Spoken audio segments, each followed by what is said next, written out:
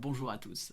Dans cette vidéo, je vais vous apprendre comment créer gratuitement le site internet de votre restaurant en ajoutant un système de click and collect.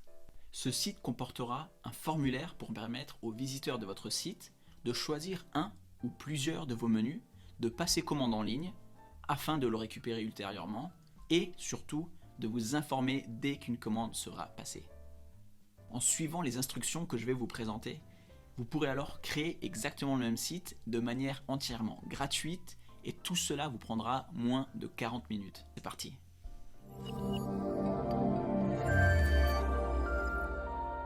Avant toute chose, je précise que dans cette vidéo, le formulaire ne servira qu'à transmettre les informations et aucun paiement en ligne n'aura lieu. Tout ça pour des raisons de facilité de logique. Mais si vous êtes intéressé et que vous souhaitez implémenter une version un petit peu plus avancée pour des commandes en ligne, par exemple en implémentant un système de paiement, rendez-vous sur mesdebutnumériques.fr/restaurant et je vous expliquerai comment faire. Pour commencer, cliquez sur le lien appelé « Créer un compte gratuit » en dessous de cette vidéo. Petite note ici, il s'agit d'un lien affilié qui peut potentiellement m'apporter une petite commission, mais qui ne vous coûtera rien de plus. C'est donc simplement un moyen de soutenir mon travail et je vous en serai extrêmement reconnaissant. Donc après avoir cliqué sur le lien, vous devriez voir une page semblable à celle-ci.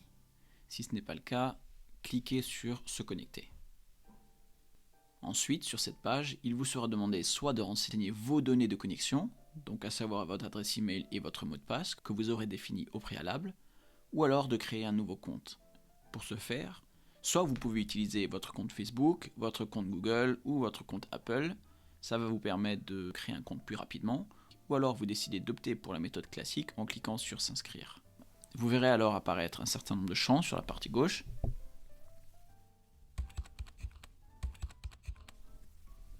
Cliquez ensuite sur s'inscrire. Vous verrez potentiellement une fenêtre qui ressemble à ce sondage, soit vous décidez d'y participer, ou alors vous pouvez cliquer sur passer. Une fois que vous voyez cette fenêtre-là, deux possibilités. Soit vous décidez d'utiliser le ADI pour concevoir un site. Donc ADI, c'est une intelligence artificielle développée par Wix qui vous permet, en répondant à quelques questions, de créer un site pour vous. À mes yeux, cette fonctionnalité n'est pas encore très aboutie. Du coup, je vous conseille plutôt d'opter pour l'éditeur classique. Cliquez alors sur la partie droite de l'écran. À présent, il s'agit de trouver un thème qui corresponde à votre activité ou tout simplement à vos préférences. Il est très important de noter qu'une fois que vous avez choisi un thème, il n'est pas possible de le changer ultérieurement. Donc réfléchissez bien avant de faire un choix. Cela dit, avec Wix, vous pouvez créer un nombre illimité de sites, donc vous pouvez, si vraiment vous voulez changer de thème, vous pouvez recréer un nouveau site avec un nouveau thème et copier-coller les contenus à la main. C'est quand même assez fastidieux, donc réfléchissez bien avant de choisir votre thème. Admettons que vous souhaitiez créer un site sur la restauration. Vous verrez alors la catégorie restauration à gauche, ainsi que des sous-menus en fonction du type de restauration. De plus, il est important de noter que toutes les couleurs du site, de même que la police utilisée, peut être changée après avoir sélectionné un thème. Donc cela vous laisse quand même énormément de possibilités. Si vous voyez un thème qui vous parle, vous pouvez alors cliquer sur Voir et vous verrez alors un exemple de site qui utilise le thème que vous vous apprêtez à potentiellement choisir. Voilà, donc je vois par exemple que ce site-là ne me convient pas trop parce que je n'aime pas trop la configuration ni les blocs prédéfinis. Je peux alors retourner sur la liste des thèmes et en choisir un autre. Voilà, donc je continue à naviguer. Tiens, là je vois un site qui a l'air de m'intéresser. Je clique sur Voir pour en voir un exemple. Voilà, donc je vois ici une grande image qui me donne vraiment envie. Ok, donc si je continue, je vois qu'il y a une petite partie de description, c'est parfait. Ensuite une autre image, c'est magnifique. Ensuite je vais jeter un petit coup d'œil à la version mobile parce qu'il est très important d'avoir une version qui fonctionne bien sur téléphone portable, étant donné que de plus en plus de monde visite les sites internet sur leur mobile. Voilà, donc je jette un petit coup d'œil. Les sections sont toutes là. Elles sont un petit peu agencées de manière différente, mais c'est normal parce que le téléphone n'est pas aussi large qu'un écran d'ordinateur. Ok, je retrouve toutes mes informations. J'ai mon menu ici. c'est parfait. Donc maintenant, à partir de là, soit je retourne sur la version desktop, donc ordinateur, ou alors si le site me convient, je clique tout simplement sur modifier ce site, ce qui va créer une nouvelle version de ce site, mais éditable, et qui me permettra d'ajouter mes contenus. Et j'obtiens cette page. Soit vous pouvez regarder la vidéo de présentation, ou alors vous pouvez fermer la fenêtre et commencer à éditer votre page. Voilà, je suis donc à présent dans la partie édition de mon site. Donc toutes les modifications que j'effectuerai sur cette page seront appliquées à mon futur site. Pour éditer un contenu, il suffit de le survoler avec votre souris, puis de cliquer sur ce dernier. Par exemple, si je souhaite renommer ce titre-là, il me suffit de cliquer une fois dessus. Je vois alors la petite étiquette bleue qui m'indique quel élément est sélectionné, parce que parfois vous pouvez avoir des éléments qui sont groupés, ou alors disposés de manière assez proche les unes des autres, donc c'est toujours intéressant de savoir ce que vous êtes en train d'éditer. Ensuite, à partir de là, je peux cliquer sur modifier le texte, et une nouvelle fenêtre s'ouvre alors. Je peux ici sélectionner tout le contenu, mon petit resto, voilà. Là évidemment le texte est trop long, donc une partie de ce dernier retournera à la ligne. Si je veux faire en sorte que le texte soit disposé sur une seule et unique ligne, j'ai deux options. Soit je réduis la taille du texte, donc je sélectionne mon texte, et ici soit j'indique la valeur qui me convient pour la taille de la police, ou alors je me déplace sur cette échelle. Je peux rendre le texte italique, changer la couleur du texte, ajouter des effets, etc., etc. Pareil, si je veux modifier l'image de fond de cette section-là, je clique n'importe où ici, en dehors des textes. Je vois alors que j'ai sélectionné la bande. Donc ce qu'ils appellent une bande, c'est une section, vous voyez, qui comporte elle-même un certain nombre d'éléments, comme le texte ici, ou alors le bouton. Cette bande peut avoir une image de fond d'écran, et c'est celle-là que je vais modifier. Donc je clique sur modifier arrière-plan de la bande. Ensuite, à partir de là, soit je sélectionne une photo qui m'est proposée, donc ça fait partie du catalogue de Wix, ou alors je clique sur image. Je peux chercher parmi les photos proposées aussi gratuitement par Wix, donc si je mets par exemple restaurant, je trouve alors une large quantité d'images que je peux utiliser sur mon site, ou alors je peux importer ma propre image. Donc évidemment, je vous conseille d'utiliser vos propres images tout simplement parce que vous souhaitez présenter votre enseigne, mais pour notre exemple, je vais en choisir une proposée par Wix. Je clique sur la photo, je clique sur modifier arrière-plan, et vous voyez que l'image est à présent remplacée. Je peux procéder de la sorte pour toutes les différentes images et contenus. Donc ici par exemple si je veux changer ça, je peux cliquer sur modifier, pareil pour l'image, changer l'image.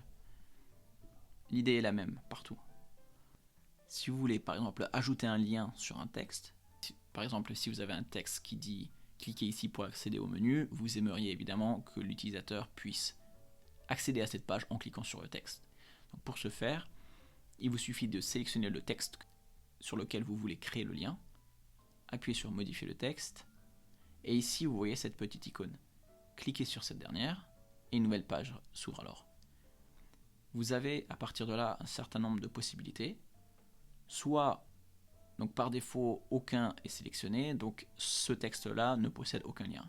Si vous voulez ajouter un lien manuel, donc URL c'est l'adresse que vous indiquez d'habitude dans votre navigateur web pour accéder à un site internet et ou à une page en particulier. Donc soit vous le saisissez à la main, ou alors vous sélectionnez une des pages de votre site. En cliquant sur page, vous pouvez accéder à toutes les pages qui composent votre site. Voilà, menu, je clique sur terminer, et en cliquant sur aperçu, je vois alors que le texte que je viens d'ajouter possède à présent un lien qui me redirige vers une autre page. Si vous voulez supprimer une section existante, survolez alors la bande en question jusqu'à ce que vous obteniez l'étiquette bleue qui vous confirme que vous avez bien sélectionné la bande. Puis, dans la partie droite, vous pouvez appuyer sur cette petite poubelle qui vous permet de supprimer l'élément sélectionné. C'est valable également pour les textes, pour les images, etc. Vous pouvez également effectuer un clic droit avec votre souris et cliquer sur supprimer. Vous remarquerez alors par moment qu'un espace blanc s'est alors créé à la place de l'endroit que vous venez de supprimer. Dans ces cas-là, vous pouvez sélectionner la prochaine bande et la déplacer vers le haut. Et voilà, les deux sections sont à présent accolées et l'espace blanc a disparu. Attaquons-nous à présent à la partie Click and Collect. Mon idée est la suivante. J'aimerais proposer 3 choix de menus à mes clients. Sur le site internet, l'utilisateur pourra alors choisir un ou plusieurs de ces menus, remplir un certain nombre d'informations qui me permettront de le contacter ou de savoir quand il arrive, et aussi la possibilité d'ajouter des notes par rapport aux allergies, aux demandes particulières, etc. Donc j'aimerais créer 2 champs prénom et nom, téléphone, adresse email,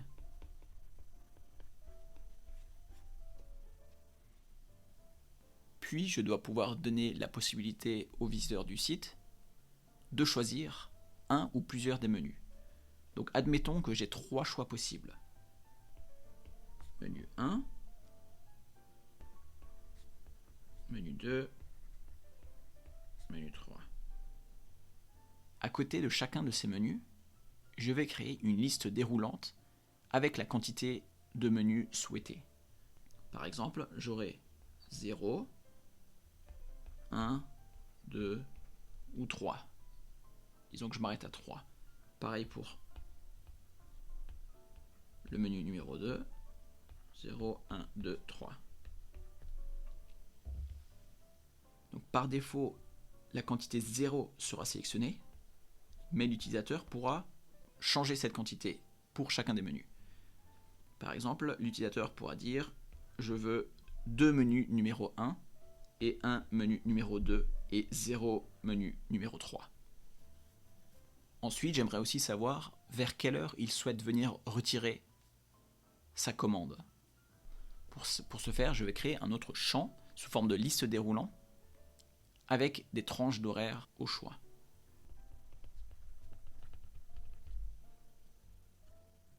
Je vais créer des tranches par heure. Donc, disons que je commence midi, 1 heure, 1 heure, 2 heures, 2 heures, 3 heures, etc. etc. On va dire, à partir de là, l'utilisateur pourra choisir un horaire de la liste, par exemple 14h, 15h. Je veux également créer un champ appelé message qui permettra à l'utilisateur de m'informer de quelconque allergie ou choix particulier. Puis pour finir, je vais créer un bouton passer ma commande.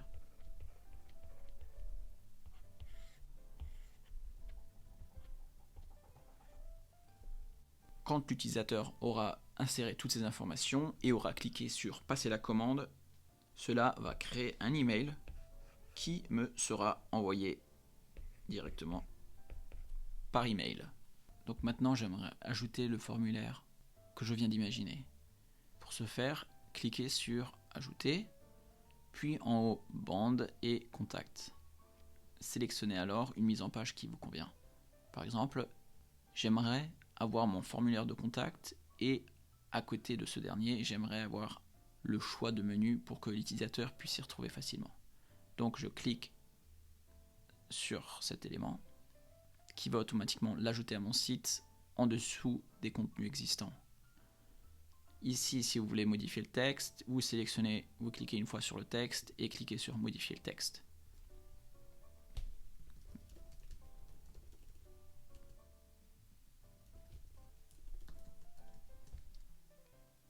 Donc ce que je vois c'est que les champs du formulaire ne correspondent pas encore exactement à ceux que j'aimerais avoir.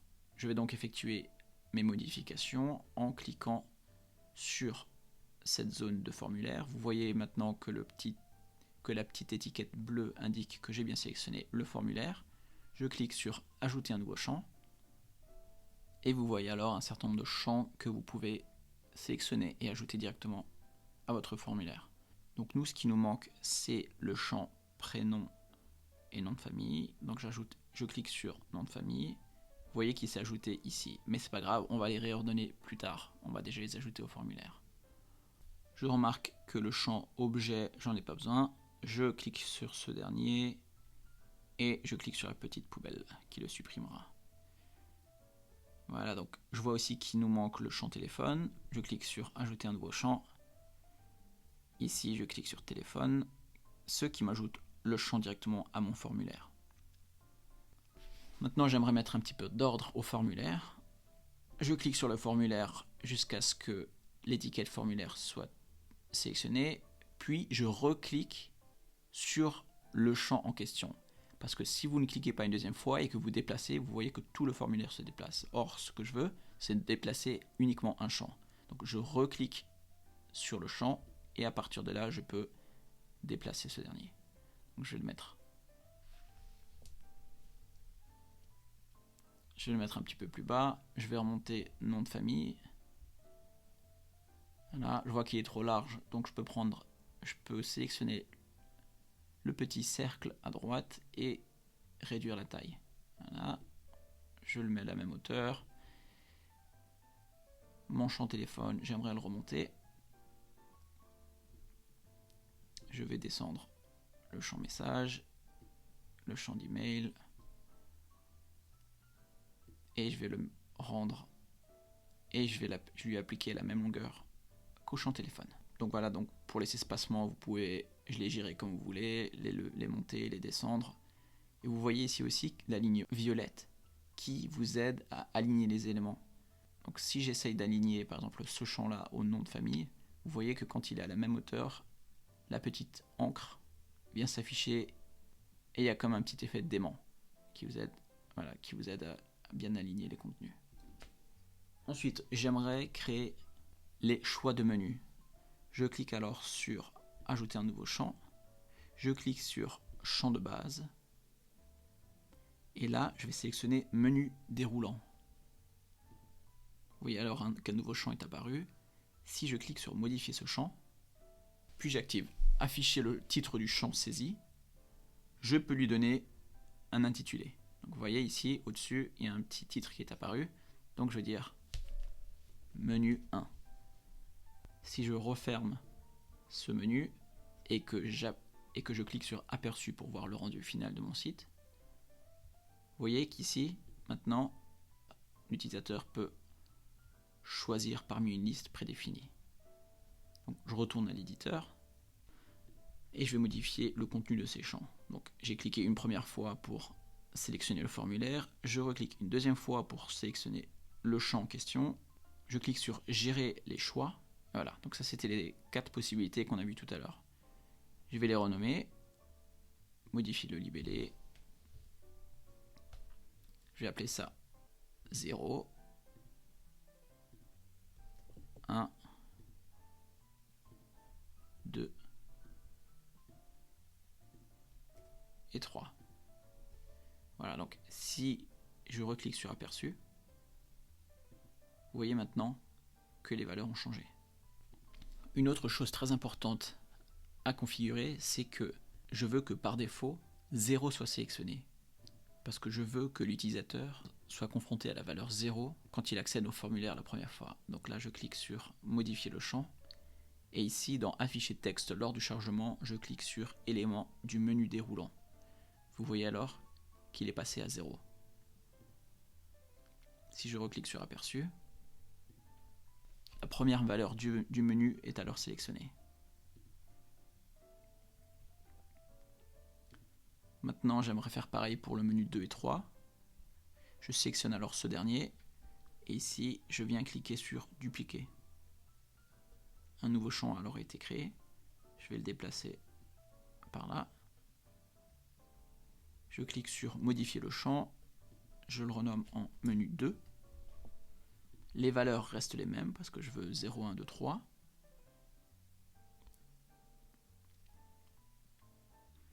Et je vais dupliquer ça encore une deuxième fois pour avoir mon menu 3. Je vais un peu les réagencer.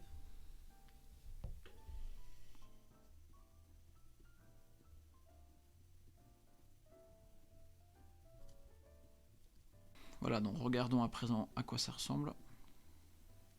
Voilà, ça c'est mon formulaire pour l'instant. J'ai menu 1, menu 2 et menu 3 avec les différents choix possibles. Ensuite, ce qui me manque, c'est le menu déroulant pour définir l'heure de retrait. Je reclique sur la zone du formulaire jusqu'à ce que cette étiquette soit en surbrillance. Je clique sur ajouter un nouveau champ. Je clique sur les champs de base. Et enfin, je clique sur menu déroulant. Je peux à présent refermer la fenêtre, sélectionner ce nouveau champ qui vient d'être créé, modifier le champ. Je vais la renommer en heure de retrait. Je vais rendre ce champ obligatoire. Je referme la fenêtre. Et là, je peux saisir mes choix.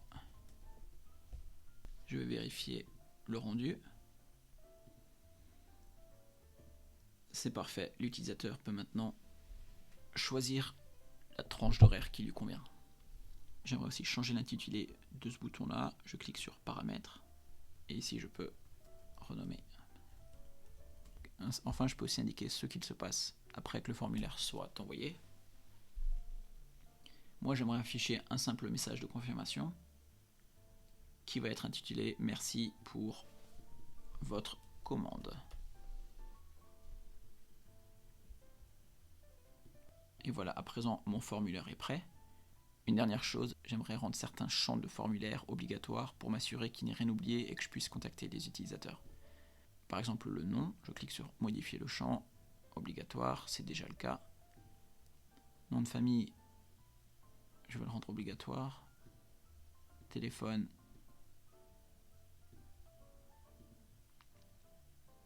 Email, je vais le laisser optionnel. Et les choix des menus, j'ai pas besoin de le sélectionner puisque la valeur 0 est déjà prédéfinie, donc c'est considéré comme une entrée. Donc c'est pas possible que le champ reste vide. Et j'aimerais aussi, avant le message, ajouter une petite information. Je clique sur modifier le champ. Ajouter le titre. Et là je vais appeler ça, là je vais préciser, veuillez nous préciser vos allergies ou autres commandes spéciales.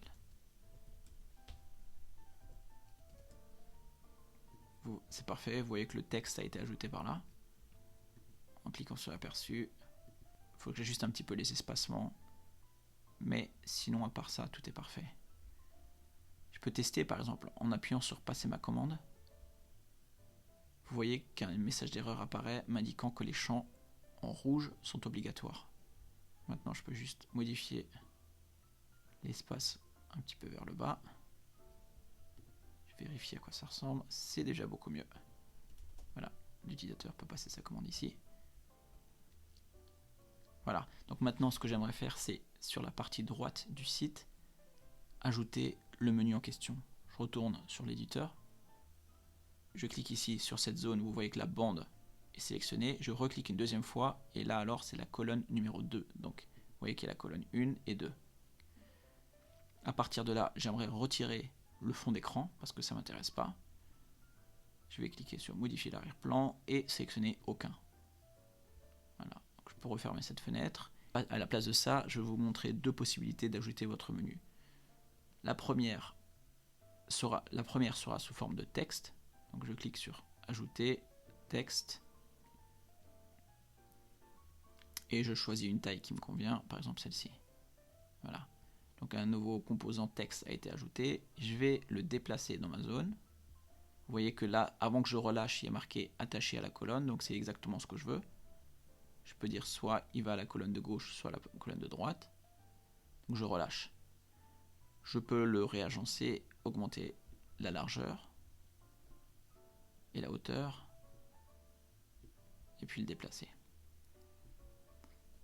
Ici, maintenant, je peux cliquer sur modifier le texte, et je vais appeler ça. Je sélectionne tout, et je vais appeler ça menu 1. Par exemple, bœuf bourguignon, salade de saison, et pourquoi pas une crème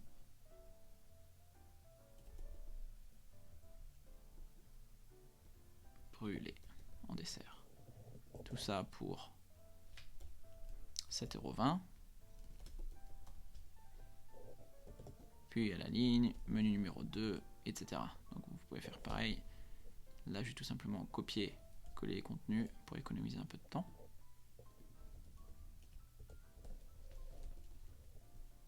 Menu 3, et voilà.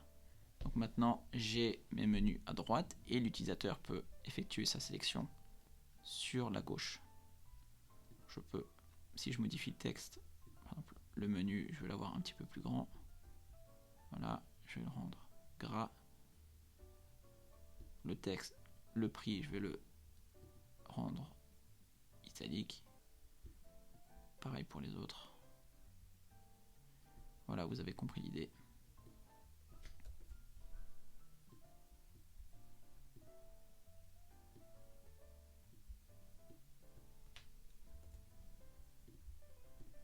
Si je clique sur aperçu, voilà à quoi ça ressemble. Donc à la place de l'utilisateur, il pourra saisir son nom, son numéro de téléphone et dire je veux 2 menus 1 et un menu 2 et un menu 3. Ensuite, il peut préciser ses allergies et l'heure de retrait. Et puis, il peut passer commande. La deuxième possibilité pour ajouter votre menu sera sous la forme d'une image. Si je retourne à l'éditeur, je vais supprimer le texte que je viens d'ajouter parce que je veux vous montrer comment ça fonctionnerait avec l'ajout d'une image. Donc ici, je clique sur ajouter, image, et dans mes téléchargements, je clique sur le premier choix.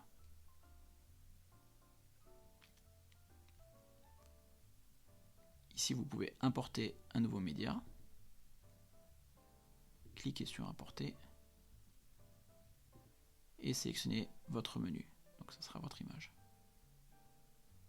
Je peux aussi par exemple la rogner si je veux garder qu'une partie de l'image et pas l'image dans son intégralité. Mais là, je vais la garder telle quelle. Je clique sur ajouter à la page.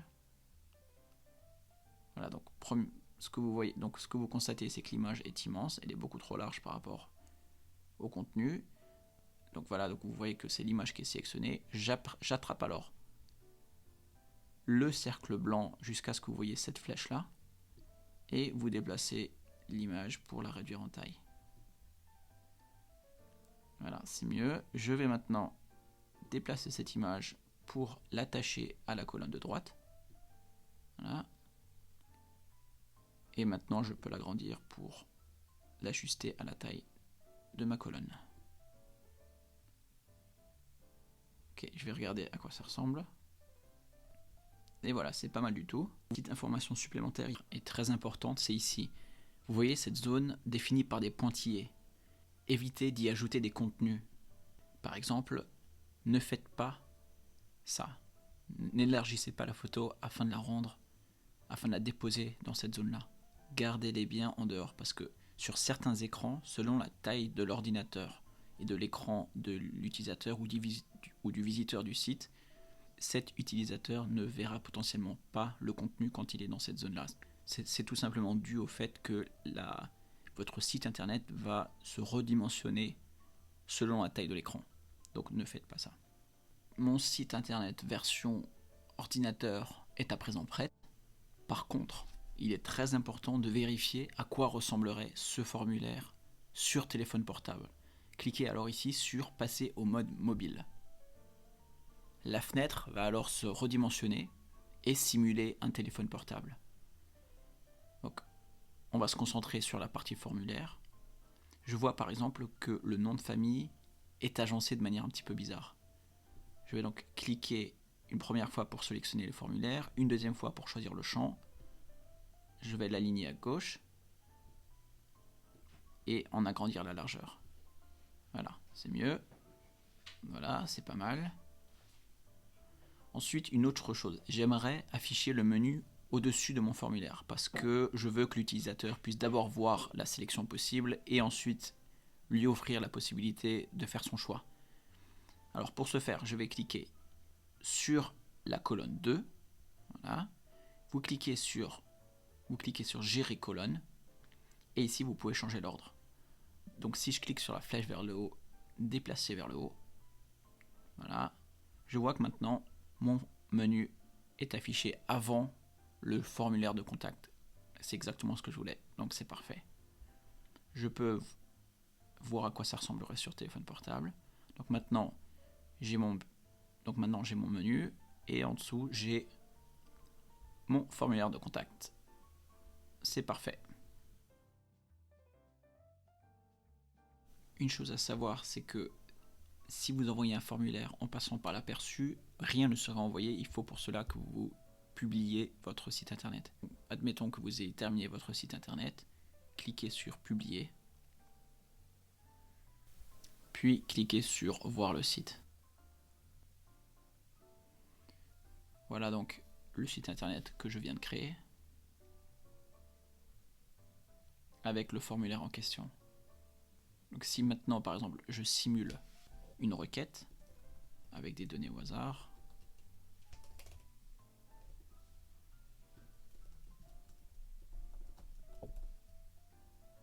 je veux deux menus 1 et un menu 3. Je vais indiquer mes allergies, donc je suis allergique aux tomates par exemple. Et j'aimerais chercher ma commande à 14h. Je passe commande et voilà, vous voyez le message de confirmation. Le formulaire a été réinitialisé, donc les données ont été effacées pour pas que l'utilisateur le renvoie une deuxième fois par mégarde. Et qu'est-ce qui se passe de mon côté en tant qu'administrateur?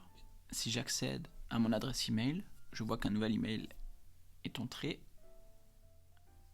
Si je clique sur les détails, je vois toutes les informations qu'il a saisies. Donc je peux voir que son nom, son prénom, son nom de famille, son numéro de téléphone, l'adresse email. Et ici, je vois que cet utilisateur aimerait avoir deux menus 1 et un menu 3 et qu'il est allergique aux tomates. C'est parfait, c'est toutes les informations qu'il me faut et je peux à présent procéder à la préparation du menu. Donc, le formulaire a été envoyé à l'adresse email indiquée, mais elle est également stockée dans mon tableau de bord Wix auquel je peux accéder en cliquant sur Paramètres du formulaire, puis ici sur Voir le tableau. Vous voyez alors que la commande apparaît ici dans la liste. Je peux alors l'exporter par exemple pour l'importer dans un fichier Excel ou ailleurs. Si je veux par exemple qu'un formulaire soumis soit envoyé à plusieurs adresses email en même temps, je peux alors me rendre sur Paramètres et cliquer sur Autre email. Vous verrez alors un message d'avertissement vous indiquant que certaines fonctionnalités changeront dans leur logique en activant cette fonctionnalité. Vous pouvez cliquer J'en suis sûr. Et ici, vous pouvez saisir une nouvelle adresse email à laquelle sera envoyé le formulaire en question.